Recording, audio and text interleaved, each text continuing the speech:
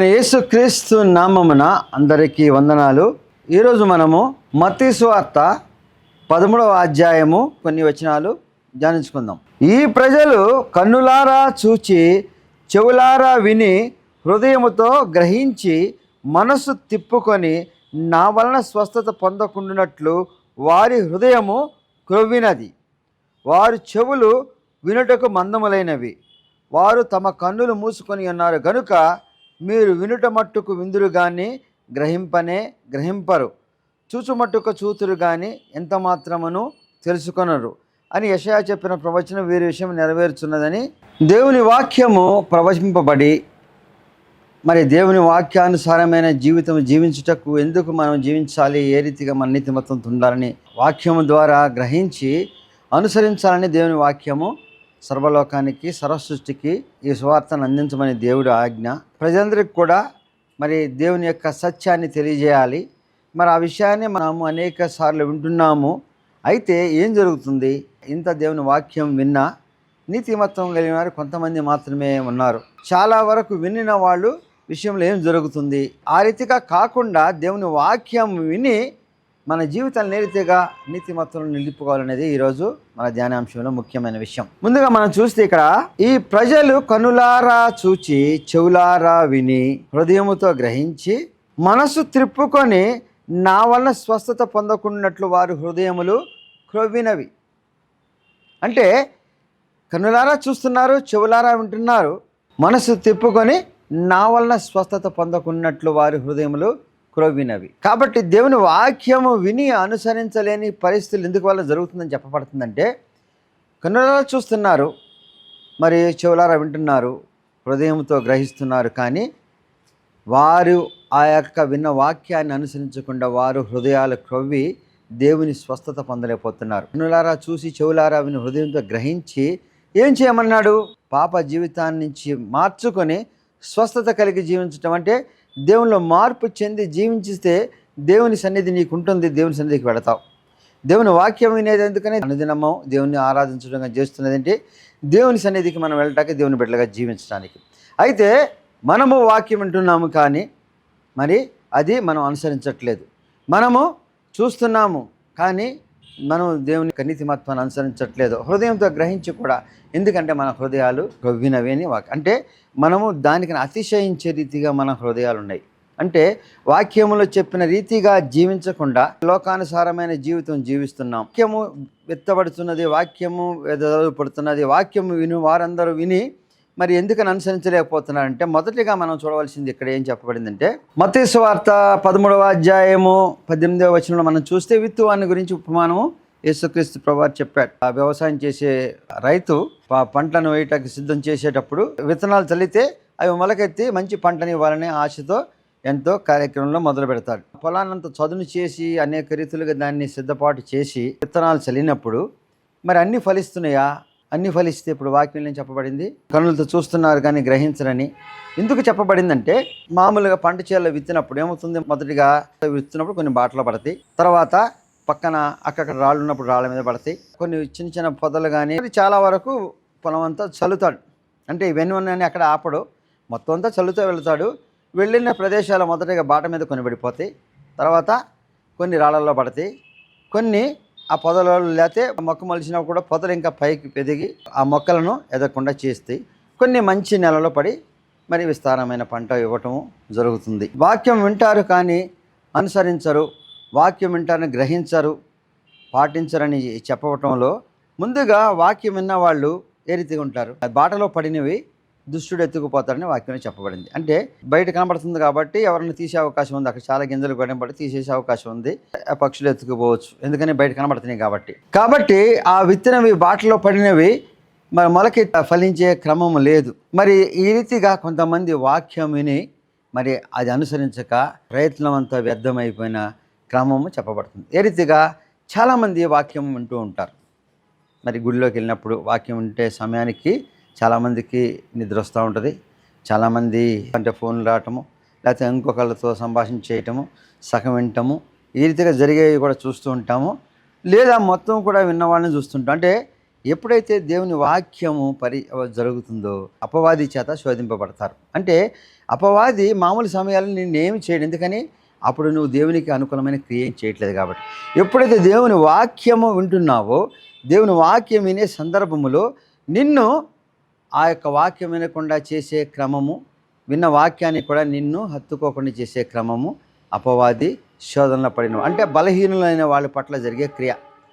అంటే దేవుని యందు విశ్వాసం ఉంది, కానీ బలమైన విశ్వాసం అంటే ఖచ్చితంగా పాటించాలని కాదు. దేవుని నమ్మాము, దేవుని పేరట మనము క్రైస్తవులు అయిపోయాం కాబట్టి, వాక్యం వింటున్నాం కాబట్టి మన పరలోక రాజ్యం వచ్చేస్తుంది. అంటే ఏ క్రియలు చేయకుండా, ఏంది విశ్వాసం లేకుండా రాదు.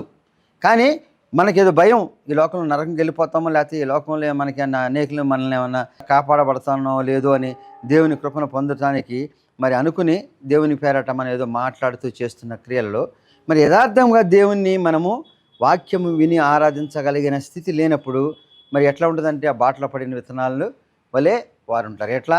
వాక్యం వినేటప్పుడే చాలా డీవియేషన్స్, అంటే కొన్ని అటు ఇన్ని సగం వినపోతే కొంత వింటారు.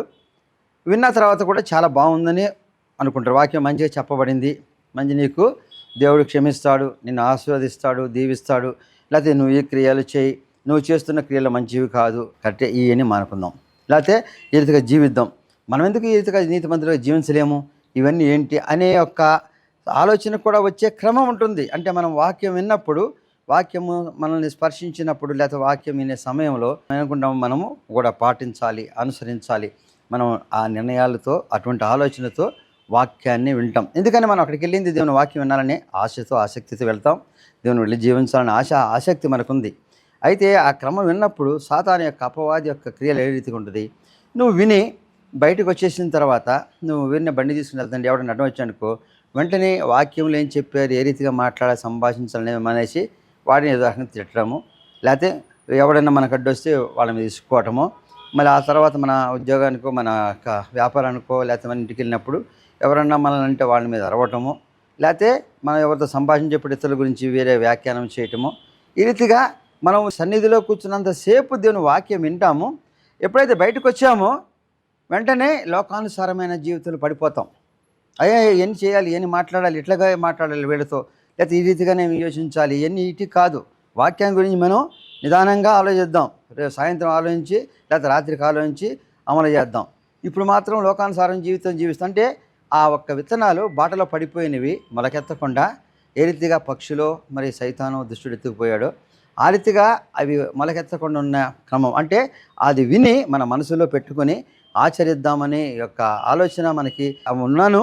మనం అది మనసులో పెట్టుకోకుండా అప్పటికప్పుడే మర్చిపోయి, అప్పటికప్పుడే దాన్ని వదిలేసి, అప్పటికప్పుడు వాక్యానుసారమైన జీవితం జీవించడానికి నిర్ణయించున్నాయని బయటికి రాగానే, లేకపోతే లోకం చూడగానే, మాట్లాడగానే మర్చిపోయి మరి జీవించే వారి విషయంలో చెప్పబడుతుంది. ఇది చాలామంది విషయంలో జరిగే క్రమం. వాక్యం వింటాము, కానీ అనుసరించే సమయానికి ఇది కాదు సమయం, లేకపోతే తర్వాత చూద్దాం, ముందు ఆ రీతిగా జీవించి చాలా విషయాలు మధ్యలో మనము తీసుకువేయాలి. చాలామంది దేవుని సన్నిధికి వెళుతున్నారు, మారు మనసు పొందాలని అంటున్నారు. మారు మనసు పొందుతున్నారా? పొందుదాం, తర్వాత బాప్తిసం తర్వాత తీసుకుందాం. ముందు వాక్యం విందాం, దేవుని ఉందాం, ఎదుగుదాం. ఎప్పుడు తీసుకుంటామో తెలియదు. మరి అప్పుడు జీవిస్తామా, ఏ రీతి మరణిస్తామో తెలియదు. మరి దేవుని సన్నిధికి ఎందుకు వచ్చాము మనం? దేవుని వాక్యం ఎందుకు అంటున్నాము?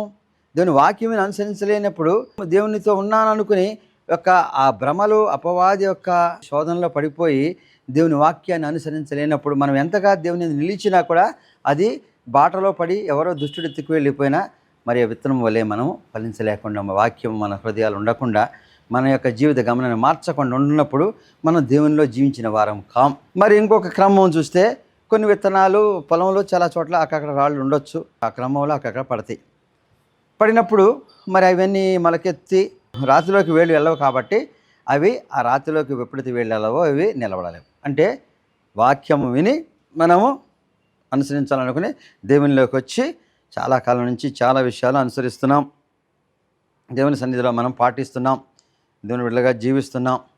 మరి చాలా విషయాల్ని మనము మరి ఆ దేవునికి నియమబద్ధం చేసుకుని మన జీవితాన్ని అక్రమైన ఆలోచనలు, అక్రమైన పనులు, అబద్ధములు కానీ ఏదైనా సరే దేవునికి విరుద్ధమైన కార్యాలని మనం వద్దనుకుని లేకుండా కూడా జీవించాలని ఎంతో నిర్ణయంతో మనం జీవిస్తున్నాం. మరి ఆ నిర్ణయంతో జీవిస్తున్న ఆ రీతిగా మన వాక్యాన్ని జీవిస్తున్న మనము బండపైన ఉన్న వాళ్ళ వలె ఉంటామంటే అది మనం అనుకుంటున్నాం, కానీ అది అమలు చేసే క్రమంలో, అంటే మనము ఒక 2 రోజులు 3 రోజులు, ఒక వారం ఏది వాళ్ళ అబద్ధాలు ఏమో ఆడదు అనుకుంటాం, లేకపోతే ఇవాళ ఎవరిని కూడా నేను దూషించను అనుకుంటాం. పొద్దున్న లేచి మనం ఒక్కొక్కటి అమలు చేయాలనుకున్నప్పుడు, కొత్త సంవత్సరం అనుకున్నప్పుడు, లేకపోతే ఈ వారము నేను ఉపవాసం ఉన్నప్పుడనో ఏదో కొన్ని క్రమాలు ఎంచుకొని మనుషులు కనీసం ఇప్పుడైనా ఉండాలని ప్రయత్నం చేస్తారు. ప్రయత్నం చేసే క్రమంలో ఈరోజు నేను ఎవరితో తగు వేసుకోకూడదు, లేకపోతే ఈరోజు నేను ఎవరితో వక్రంగా మాట్లాడకూడదు, లేకపోతే ఈరోజు అబద్ధాలు ఆడకూడదు, లేకపోతే నేను వ్యతిరేకమైన క్రియలు చేయలేకూడదు ఈ వారం అనుకుని మొదలు పెడతాం.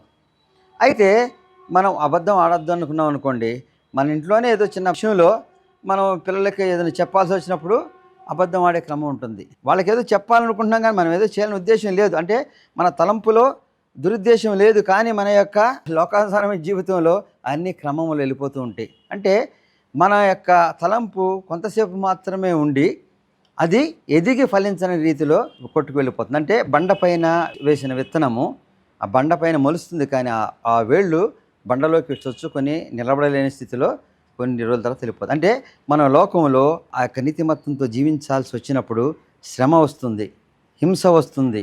యథార్థం చెప్పితే కొంతమంది గొడవ రావచ్చు, మన ఇంట్లో వాళ్ళతోనే తగువ పడవచ్చు.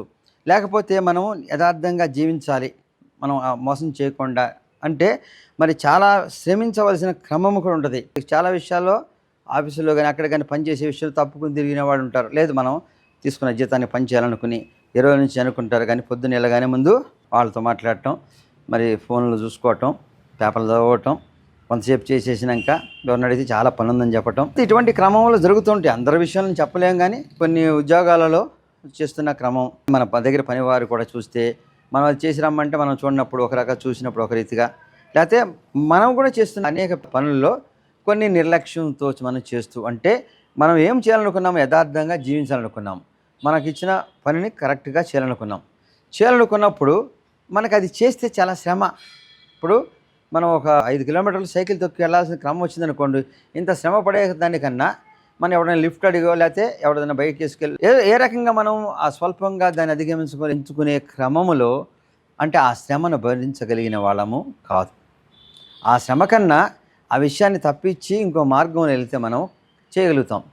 అట్లాగే హింస చేస్తున్న ఉద్యోగంలో వాస్తవాన్ని మనం చెబితే అనేక మంది మన చుట్టూ ఉన్న వాళ్ళు మనల్నే దోషిగా చేసే క్రమం, ఎందుకని వాళ్ళు కూడా చేస్తున్న తప్పిదాలు బయటపడతాయని. లేకపోతే మనం చేస్తున్న వ్యాపారంలో కానీ బోధిస్తున్న విషయంలో కూడా మనం బోధిస్తున్నది మనం అనుసరించకుండా చేసే క్రమం చాలామంది విషయాలు చూస్తాం. వాళ్ళు చెప్పేది అనుసరించకుండా చెప్పే విషయం చూసి మనం ఒకవేళ వెళ్ళి వాళ్ళకి అదే విషయం చెప్పితే ఏముంటుంది, మనకి శ్రమ తప్పదు. అంటే ఎవరో మనల్ని తనటమో లేకపోతే ఇంకో రకమైన శోధన పడే పరిస్థితి వస్తుంది. కాబట్టి ఆ సమయంలో మనం ఏం చేస్తాము, నాకెందుకు ఇది, నేనెందుకు యథార్థంగా ఉండాలి, నేనెందుకు సత్యం చెప్పాలి, లేకపోతే నేనెందుకు మోసం చేయకుండా ఉండాలి, లేకపోతే నేను ఈ మోసంతో ఈ శ్రమను ఎందుకు భరించాలి, ఈ హింసను ఎందుకు భరించాలని లోకం యొక్క పరిస్థితులను బట్టి మనం ఆ శ్రమకు కానీ ఆ హింసకు కానీ అవన్నీ భరించలేక ఏం చేస్తాము, మళ్ళీ మన యొక్క జీవితంలో చిన్న తప్పే కదా, చిన్న అబద్ధమే కదా, చిన్న మోసమే కదా, లేకపోతే ఇది అవసరార్థం చేస్తున్నానని ఆ యొక్క సర్ది చెప్పుకొని మనము విషయాన్ని, అంటే ఆ బండపైన వచ్చిన వేరుని పాతుకోకుండా, అంటే మనం వాక్యం విని అనుసరించాలన్న నిర్ణయాన్ని కట్టుబడి ఉండి ఆ క్రమం పోతూ ఉంటాం, కానీ మన హృదయాలకి వాక్యము వెళ్ళదు. అంటే హృదయంలోకి వెళ్ళిన వాక్యము ఫలిస్తుంది. ఫలించినప్పుడు ఎట్లుంటుందో చెప్తాం ముందు. ఫలించకుండా ఉన్న యొక్క మొక్క ఏ రీతిగా ఎండిపోతుందో ఆ రీతిగానే మనం విన్న వాక్యము మన జీవితాలు ఫలించకుండా మనం ఈ లోకంలో ఉన్న హింసకు, శ్రమకు, దానికి తలవొగ్గి మనము వాక్యానుసారమైన జీవితం జీవించలేకపోతున్నాం. మూడోదిగా చూస్తే ముళ్ళ పొదలు మొలిసిన తర్వాత ముళ్ళ కంపల పైకి వచ్చి వాటిని ఎదగకుండా అణిచివేసే క్రమం. అంటే అన్ని పొడి నెలలో ఉంటే కొన్ని చోట్ల అక్కడక్కడ గచ్చు పొదలని వస్తూ ఉంటాయి, ఉన్న వాటిలో పడిన విత్తనాలు ఉంటాయి. ఇవి మొలకెత్తినాక పైకి ఎదగకుండా ఆ యొక్క ముళ్ళ కంపలు అణిచివేస్తూ ఉంటాయి. అవి ఎదిగే క్రమంలో ముళ్ళ పొదలే వీటికన్నా బలంగా పనిచేస్తూ ఉంటాయి. ఎవరి పట్ల చెప్పబడింది అంటే, ఈ లోకంలో ఐహిక విచారం, లోకంలో మరి ఈ స్త్రీ సంపదలు ఇవన్నీ చూస్తూ ఇవి పొందే అవకాశం ఉన్నప్పుడు అవి పొందకుండా మనం అణుచుకోలేం. కాబట్టి ఆ పొందే క్రమములో అవే ముళ్ళు పొదలుగా మనక నైతిక జీవితాన్ని, నీతిమత్వాన్ని అణిచివేస్తూ ఉంటాయి. అంటే మనం దేవుని యందు నిలుస్తూ ఉన్నాము, కానీ మనకున్న అవకాశాలను బట్టి మనకు ధనం వచ్చే క్రమం ఉంది. కాబట్టి ఆ ధనాన్ని సంపాదించుకునే క్రమంలో కొంచెము తప్పిదము చేస్తే ఏమైంది, మనకు అవసరార్థం కావాలి కదా. ఆ కొంచెం దాని గురించే మనము ఇది పాటించాలా, మనకి అవకాశం వచ్చింది దాన్ని వదిలేసుకోవాలా, లేకపోతే చాలా కష్టాలు పడాలి, లేకపోతే లోకంలో అనేకమైన సుఖాలను మనము కోల్పోయే ప్రమాదం ఉంది. ఇటువంటి ఐహికమైన విచారం చాలా మరి మనకు అనుకూలంగా కనబడుతున్నప్పుడు వాటిని వదిలి, వాటిని విడిచి, వాటిని కాదనుకుని మనం ముందుకెళ్ళాం. అవన్నీ పొందితే మనము అనేకమైన లోకంలో భోగభాగ్యాలు పొందేవారంగా ఉంటాం. అంటే అటువంటి అన్నీ ఒక ముళ్ళ పొదల వలె మన యొక్క నీతిమత్వాన్ని అణిచివేస్తున్నప్పుడు దానిని అధిగమించక అణిచివేతలు అల్పవాది చేత పట్టబడి మనము ఆ యొక్క శోధనలు ఐహిక విచారముతో ధన వ్యామోహంతో అనేకమైన పాపాలు చేసినప్పుడు దేవుని నీతిమత్వంలో నిలవేలుగా ఉంటాం. మనము ముందుగా దేవుని వాక్యం వినాలనుకున్నాం, వాక్యం వింటున్నాం, వాక్యం అనుసరిద్దాం అనుకున్నాం, కొన్నిసార్లు మన యొక్క హృదయాల నుంచి అది తొలగించుకొని ఆ శ్రమకి బానిసైపోతాం. ఇప్పుడు వాక్యం విని అనుసరిస్తూ కొంతకాలం జీవించిన వచ్చిన శోధనల్లో మనకి అవకాశాలు అనేక రీతులుగా లోకంలో మన యొక్క ఐహికమైన భోగభాగ్యాలకి అవకాశంగా ధనాపేక్షతో కూడినవిగా లేకపోతే అధికారంతో అవకాశాలు ఉన్నప్పుడు మనము ఆ యొక్క ముళ్ళ పొదల వలె అవన్నీ కూడా మన యొక్క నీతిమత్వాన్ని అణిచివేసినప్పుడు దేవుని నీతిలో వాక్యములో మనం ఎదగలేని వాళ్ళుగా అవుతాం. అయితే మంచి నేలన పడిన విత్తనాలు ఉన్నాయో అవి మంచిగా వేర్లూని మొలకెత్తి ఫలించి ఆ యొక్క రైతుకి మంచి ఫలితాలనిచ్చి రైతు యొక్క సంతోషాన్ని ఆనందాన్ని పంచుకునేవిగా ఉంటాయి. అంటే వాటి యొక్క జీవితం అవి ఫలిస్తూ మరి ఎవరైతే వాటిని విత్తారో ఆ వారికి ఎంతో సంతోషాన్ని కలిగించే రీతిగా ఉంటుంది. కాబట్టి వాక్యము విని అనుసరించేవారు ఇటువంటి శోధనలను అధిగమించి మరి ఫలించినప్పుడు ఆ విత్తినవాడు ఎంతగానో వాటి పట్ల సంతోషాన్ని ఆ రీతిగా నీ వాక్యాన్ని అందించిన దేవుని యొక్క ప్రయత్నము వాక్యం విన్నప్పుడు ఫలించినప్పుడు దేవుడు ఎంతగానో సంతోషించి నువ్వు ఆ రీతి నీతిమత్వంలో జీవించినప్పుడు నీకు అనేకమైన మేళ్ళు కృపలతో ఆయన నడిపిస్తూ ఉంటాడు. మరి ఇటువంటి రీతిగా వాక్యం విని మరి అనుసరించలేని వాళ్ళు, అనుసరించిన వాళ్ళు అనేక క్రమంలో దేవుని తప్పిపోయిన వాళ్ళని మనం చూసినప్పుడు, అయితే మీ కన్నులు చూచుచున్నవి గనుక ధన్యములైనవి, మీ చెవులు వినుచున్నవి గనుక ధన్యములైనవి. అనేక ప్రవక్తలు నీతిమంతులను మీరు చూచు వాటిని చూడగోరి చూడకపోయిరి, మీరు విని వాటిని వినగోరి వినకపోయిరి, మీతో నిశ్చయముగా చెప్పుచున్నాను. అంటే మనము వాక్యం విని అనుసరించి దేవునిలో జీవిస్తున్న వారి విషయంలో గొప్ప మరి దేవుని యొక్క కృపను చెప్పబడుతుంది. అనేక మంది దేవుని వాక్యమును చెప్పి మరి వాక్యాన్ని అనుసరించి వారిని చూడలేకపోయారు. దేవుని వాక్యానుసారంగా జీవించలేక ప్రవక్తులు సైతము పొందలేని గొప్ప విషయాన్ని నీ జీవితంలో పొందుతున్నావు. దేవుని వాక్యం అనుసరించి నీతిమత్వంతో నడుస్తూ ప్రవక్తులు కూడా చూడని గొప్ప దేవుని యొక్క కృపలను నీ జీవితంలో చూస్తున్నప్పుడు నీవు వాక్యము బండ మీద పడినదో, లేకపోతే నువ్వు అనుసరించే నీతిమత్వము బాటలో పడినదో, ముళ్ళ పొదలో పడినదో కాకుండా మంచి నేలను పడిన విత్తనం వలె నువ్వు వేళ్ళూని మరి ఫలించి అభివృద్ధి చెందేలాగా వాక్యాన్ని అనుసరించే జీవితము నీకు ధన్యుని చేస్తుంది. ఎందుకంటే నీకన్నా ముందు అనేక మంది ప్రవక్తలు వచ్చారు, అనేక మంది దేవుని నీతిమత్వం నిలిచారు. వారు చూడని గొప్ప భాగ్యము దేవుడు నీకు ఇస్తున్నాడంటే నీపైన దేవునికి అత్యధికమైన ప్రేమ మరి ఈ వాక్యానుసరి నీ జీవితాన్ని మరింతగా వెలుగొందే రీతిగా చేస్తుంది. పరిశుద్ధుడైన పౌలు హెబ్రీయులకు రాసిన పత్రిక 6వ అధ్యాయము 4వ వచనంలో మనం చూస్తే, ఒకసారి వెలిగింపబడి పరలోక సంబంధమైన వరమును రుచి చూచి పరిశుద్ధాత్మలో పాలివారై దేవుని దివ్య వాక్యమును రాబో యుగ సంబంధమైన శక్తుల అనుభవించిన తర్వాత తప్పిపోయిన వారు తమ విషయంలో దేవుని కుమారుని మరలా సిలువ వేయచ్చు బాహాటముగా అవమానపరుచున్నారు. కాబట్టి ఇప్పుడు మనము మంచిగా దేవుని వాక్యం మంచి నెలన పడిన విత్తనం ఏ రీతిగా వాక్యాన్ని అనుసరించి దేవుని అనుసరిస్తూ జీవిస్తున్నారో వారి పట్ల దేవుని యొక్క గొప్ప కృపను మనం విన్నాం. మరి అనేక మంది ప్రవక్తులు, అనేక మంది నీతిమంతులు చూడని గొప్ప భాగ్యము మనకి కలుగుతుంది. ఈరోజు చూస్తున్నాం. ఇంతగా దీవించబడి, ఇంతగా ఆశీర్వదించబడి, ఇంతగా దేవుని నిలిచి లోకంలో పాపం అంటకుండా దేవుని నీతిమత్వంలో నిలిచిన మనకు మరి వాక్యం ఒకటి హెచ్చరిస్తుంది. ఏమని? ఎవరైతే ఒకసారి వెలిగింపబడి పరలోక సంబంధమైన వరమును రుచి చూచి పరిశుద్ధాత్మలో పాలివారి, మనము ఒకసారి పరిశుద్ధాత్మలో పాలివారై మరి దేవుని యొక్క కృపను రుచి చూసి దేవునిలో నిలిచినప్పుడు చూసిన వారమై దేవుని దివ్యవాక్యమును రాబో యుగ సంబంధమైన శక్తుల అనుభవించిన తర్వాత, అంటే దేవుని వాక్యానుసార రీతిగా మనం జీవిస్తూ లోకంలో జీవించిన తర్వాత దేవుని వాక్యాన్ని వింటున్నాం, దేవుని వాక్యానుసారంగా జీవిస్తున్నాం. అటువంటి జీవితంలో మనము ఎంతో గొప్ప అనుభవాలను పొందుపుచ్చుకున్నాం. మన నీతిమత్వంతో నిలిచినప్పుడు కొంతకాలము శ్రమ అయినను హింస అయినను ఐకమైన మోహాలకి గురి కాకుండా నిలిచి దేవుని నిలిచినప్పుడు సమాధానకరమైన జీవితాన్ని మనం చూసాం. దేవుని యొక్క కృపలో మనం ఎన్నంటి ఉందని మనం గమనించాం. మరి అటువంటి నీతిమత్వంలో జీవించిన వారికి దేవుని యొక్క కృప ఉన్నప్పుడు ఈ లోకంలో ఏది కూడా వాళ్ళని ఛేదించలేని, భేదించలేని, హింసించలేని గొప్ప క్రమము ఆ యొక్క నీతిమత్వం ఉన్న వారికి తెలుస్తుంది. కాబట్టి దేవుని యందు నిలిచి దేవుని వాక్యాన్ని అనుసరించి జీవిస్తే లోకంలో ఉన్న ఈ ఐకికమైన వాటి విషయాల్లో మనం ఎంతగానో మన నియమబద్ధంగా జీవిస్తామో వాటిపైన వ్యామోహం తప్ప వాటిని పొంది తర్వాత సరైన సంతోషం మనం పొందలేం. దేవుని నిలిచినప్పుడు మరి సర్వవేళలా మనము సమాధానకరమైన జీవితం జీవిస్తూ ఎంతో మనము దేవుని యొక్క అనుభవాన్ని పొందిన వారమై నిర్భయంగా మనం జీవిస్తాం. ఒక సర్కస్ కంపెనీ వాళ్ళు ఆ వ్యాన్లో ఏనుగును ఎక్కిస్తున్నారు. ఏనుగును ఎక్కించేటప్పుడు అది ఎక్కట్లేదు. సరే, మావటివాడు వచ్చి దాని వెనక చేయి వేసి 2-3 చప్ప కొట్టగానే అది ఎక్కడానికి ప్రయత్నించి అంతకుముందు తడబడిన మరి ఎక్కి పైకి ఎక్కగలిగింది. అంత పెద్ద ఏనుగు కూడా మరి దాని మీద వెళ్ళేటప్పుడు మావటివాడు వేసి దాని వెనక నుంచి కొడితే ఎక్కగలుగుతుందా? మావటివాడు ఎంత ఒక చిన్న దెబ్బ కొడితే దానికి బలాన్ని ఇచ్చిందా, శక్తినిచ్చిందా? ఏమిచ్చింది? దానికి ఎక్కగల నమ్మకాన్ని, విశ్వాసాన్ని ఇచ్చింది.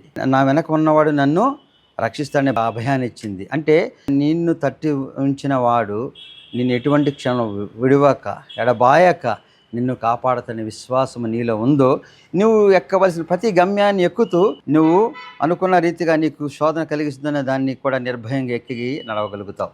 కాబట్టి అతను వచ్చి కొడుతుంటే పక్కన అడిగాడట, నువ్వేంటి అది దాని మీద కొడితే అది ఎక్కేస్తుంది, నన్ను బలాన్ని ఇస్తావా? ఏనుగు బలం కన్నా నీ బలం ఎక్కువ, లేకపోతే పడిపోతే లేవనెత్తావంటే కాదు, నీ వెనక నేనున్నాననే ఆ యొక్క అభయం ఎప్పుడైతే ఉందో మరి ఆ అభయాన్ని పట్టుకుని అది మరి నిర్భయంగా ఎక్కి ఆ యొక్క క్రమాన్ని వెళ్ళగలుగుతుంది. కాబట్టి దేవుని నమ్మిన వారికి దేవుని యొక్క అభయాస్తం మనం వెనుకుంటుంది. మన వాక్యానుసారం జీవిస్తున్నాము, నీతిమత్వంలో జీవిస్తున్నాం. మనం విన్న వాక్యాన్ని ఫలించే రీతిగా మనం ఉన్నాం. ఎటువంటి ఐహిక విచారాలకు భయపడలేదు, శ్రమలకు భయపడలేదు. వాటన్ని తట్టుకుని నిలబడతాకి దేవుడు మన వెనక తట్టి ఉంచుతాడు. మనల్ని ఎప్పుడూ తడుతూ ఉంటాడు, మనల్ని ఎప్పుడు కూడా కాపాడుతూ ఉంటాడు, మనం రక్షిస్తుంటాడు అనే విశ్వాసం కలిగిన మనము పెద్ద ఏనుగు కూడా ఆ యొక్క ట్రాక్టర్ని ఎక్కగలిగిందంట. అంటే ఆ యొక్క విశ్వాసం మన ఎప్పుడు కలుగుతుంది? దేవుని నిలిచినప్పుడు మాత్రమే కలుగుతుంది. దేవుడు నా వెనక ఉన్నాడు కాబట్టి ఏ శోధన నేను తట్టుకోగలను, దేనిని జయించగలను, దేనిని ఎక్కగలను, వెళ్ళగలను. అంటే అక్కడ నిజంగా మావటివాడు ఏం చేయలేడు, కానీ చేస్తాడనే నమ్మకం, విశ్వాసం ఉంది. మరి మనకి అన్నీ చేసే దేవుడు, ఈ లోకాన్ని సృజించి మనం రక్షించే దేవుడు మన వెనక ఉండి మన వెన్నుతట్టి నువ్వు చేయాల్సిన కార్యములో భయపడకు, శ్రమించవలసినప్పుడు కూడా నీకు అభయాన్ని ఇస్తున్నాడు. నీ ఐక విచారాలకు కూడా నీకు చాలా ధైర్యాన్ని ఇస్తున్నాడు. నీవు అన్నింటి గురించి నువ్వు సమాధానకరమైన జీవితం లేదు, నీకు ఇవ్వాల్సిన సమాధానాన్ని ఇస్తానని అభయం నీ పైన తడుతున్నప్పుడు నువ్వు చేసే ప్రతి క్రమములో, వెళ్ళవలసిన గమ్యములో, ఎక్కవలసిన ప్రతి మెట్టులో శోధనను, ఐక విచారణను వేటిని కూడా మరి వ్యామోహంలో పడకుండా యథార్థత కలిగి నువ్వు ఎక్కి అవన్నీ అనుకున్న గమ్యాన్ని చేరగలవు. అటువంటి చేర్చటానికే నీ వెనక ఆయన వెన్నుతట్టి ఉన్నాడు. కాబట్టి వెన్నుతట్టి ఉన్న ఆయన యొక్క నీతిమత్వంలో నిలిచినప్పుడు మనకి లోకంలో ఎవరు చేయని సాయం, ఎవరు నుంచి పొందని గొప్ప కృప ఆయన నుంచి పొందుతాము. కాబట్టి వాక్యము విత్తబడి మంచి నెలలో పడి ఫలించి అభివృద్ధి చెందే లాగున మన జీవితాల్లో వాక్యాన్ని అనుసరించి జీవించాలి. వాక్యము మనల్ని మరి ఏ త్రోవలోకి తీసుకెళ్తుంది? ఈ లోకంలో శ్రమకో, హింసకో, ఐహికమైన వాటి పట్ల మనకున్న మరి వ్యామోహంలో ఇంకా కొట్టుకుపోకుండా ఉండటానికో కాకుండా వాటన్నిటిని అధిగమించి మనకి సమాధానకరమైన జీవితంలో మనం ఎప్పుడు నిర్భయంగా ఉండగలిగిన జీవితాన్ని ఇచ్చే గొప్ప ఆ యొక్క శక్తి వాక్యానికి ఉంది. కాబట్టి వాక్యం వినుచున్న మీరందరూ మరి మంచి నెలలో పడి ఫలించి అభివృద్ధి చెందే రీతిగా మన వాక్యం ఉండాలని దేవుని సన్నిధిలో మరి ఆ వాక్యాన్ని అనుసరించి జీవించాలని, జీవించినప్పుడు సమాధానకరమైన జీవితం మన జీవితంలో ఉంటుంది.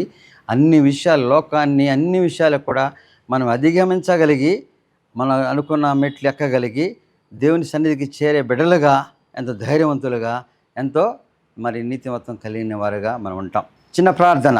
సర్వశక్తి మిక్కిలి కనికరముల తండ్రి, మహోన్నతుడైన యేసయ్య రక్షక వందనాలు తండ్రి. నీ అత్యధికమైన కృపతో కాపాడి సజీవులు లెక్కలించిన దేవా, వాక్యం వినుచున్న వారు వారి హృదయాలను నాటుకొని వారి హృదయాల్లో చిన్నాలను పడిన విత్తనం వలె ఫలించి అభివృద్ధి చెందులను నడిపించుము. వాక్యం ద్వారా ఇచ్చిన అనేక సందేశాలు తండ్రి మా జీవితాల్లో నీతిమత్వంతో నివసించి జీవించినప్పుడు శోధనలు పడకుండాను, సమస్యలు పడకుండా, అపవాది చేత పట్టబడకుండాను నీ అంత నీతిమత్వం నిలిచినప్పుడు సమాధానకరమైన జీవితాన్ని ఇస్తానని, వెన్నుతట్టి నువ్వు మమ్మల్ని నడిపిస్తావనే విశ్వాసముతో మేము నీ వాక్యాన్ని అనుసరించినప్పుడు తండ్రి ఈ లోకంలో మేము అధిరోహించవలసినవి, ఈ లోకంలో నుంచి నీ రాజ్యానికి వచ్చే గమనములో నీ యొక్క గొప్ప అభయాసంతో నడిపిస్తానే విశ్వాసం మాకు కలిగే రీతిని నడిపించమని క్రీస్తు వారి పేట వేడుకొంచున్నాం తండ్రి. ఆమెన్. రుచి చూచి ఎరిగితిని యెహోవా ఉత్తముడనియు, రుచి చూచి ఎరిగితిని యెహోవా ఉత్తముడనియు, రక్షకుని ఆశ్రయించి నే ధన్యుడనైతిని, రక్షకుని ఆశ్రయించి నే ధన్యుడనైతిని,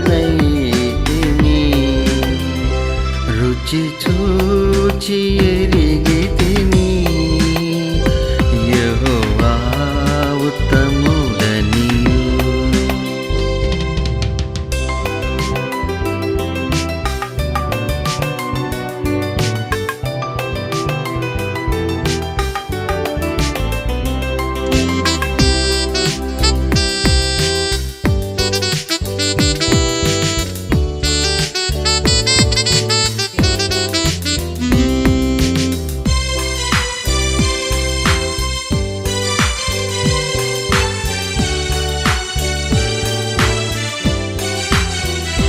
గొప్ప దేవుడవు నీవే, స్తుతులకు పాత్రుడ నీవే,